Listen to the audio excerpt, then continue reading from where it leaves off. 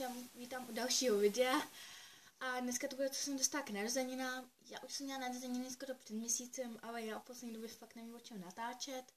Teď jsem si rozhodla, že vám tohle natočím, protože většina z toho, co jsem dostala, je jako kosmetika, ale jako prostě už to je tak, já prostě jsem dostala hodně kosmetiky, jako většina z toho jsou takový deodoranty, tělový mlíka, balzámy a takové věci. Takže jdeme rovnou na to.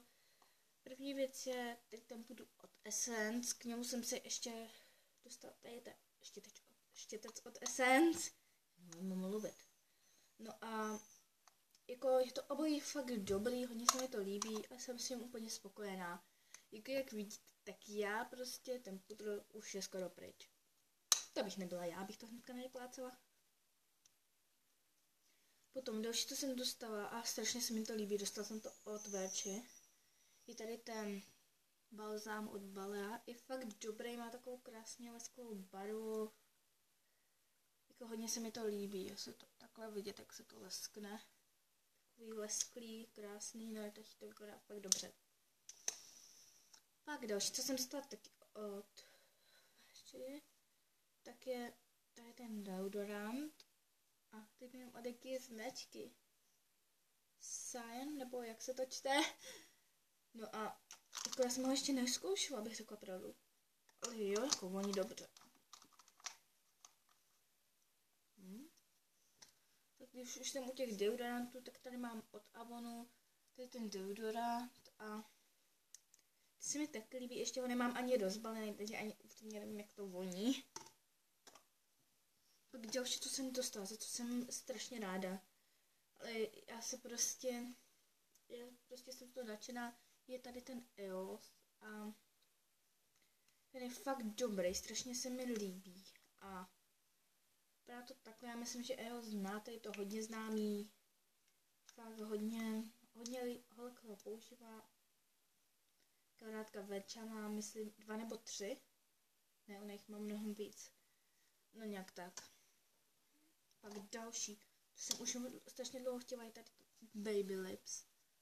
A ten jsem strašně rád, že ono to má takový krásný odstín. Takovejhle. Jako jo, tahle barva je dobrá, ale jako zase se to s ním nesmí přehánět, protože ona je fakt hodně výrazná. A třeba do školy, kdybych si ji vzala, tak já nikdy nechci vypadat, že jsem zmalovaná, protože to je prostě strašný, když jsou věci takový strašně výrazný.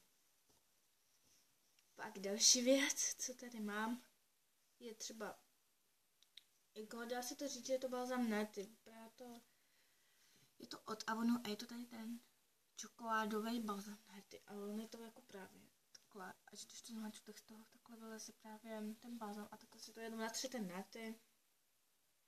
Pak další, já jsem právě tady tomu balzám dostala ještě 2 věci, to je jako stejný jako prostě o všechny to od Avonu, prostě to z takový série, to je taky čokoládový a je to takhle jako mlíkotělový. Tak jako to už jsem taky používala, všechno to dobře voní a tak. Co jsem z celé té série ještě nepoužila, je tady ten krém na ruce, ale jako hodlám ho určitě používat, protože to vypadá fakt dobře. Jsem ještě ani k němu nečuchala, jak to musím zkusit. Jo, hej, voní to dobře, fakt to je čokoládový, fakt to voní jako čokoláda. Jo, tak jako, tohle bych klidně i doporučila.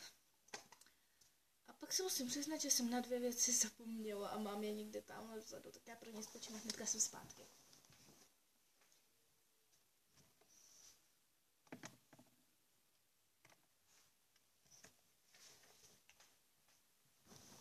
Tak jo, tak jsem zpátky a byly to laky na nechty, já nevím fakt mluvit. Ty vole, Mikilo, nauč se mluvit, ty debile. No a první je teda od Essence, já v poslední době fakt hodně používám nějak Essence. Je to tady ten lak, ten je naprosto božský, mám ho od Verči a strašně se mi líbí. Pak od Káti mám tady ten, od jaký značí tenhle lak. Ale jako rozhodně je to krásný odstín růžový, líbí se mi to. Miss Sport je to, jo.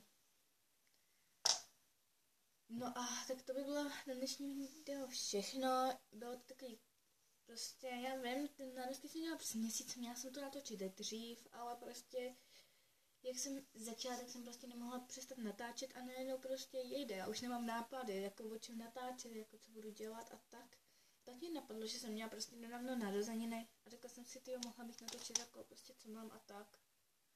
No a to by bylo teda všechno, mějte se krásně a ahoj.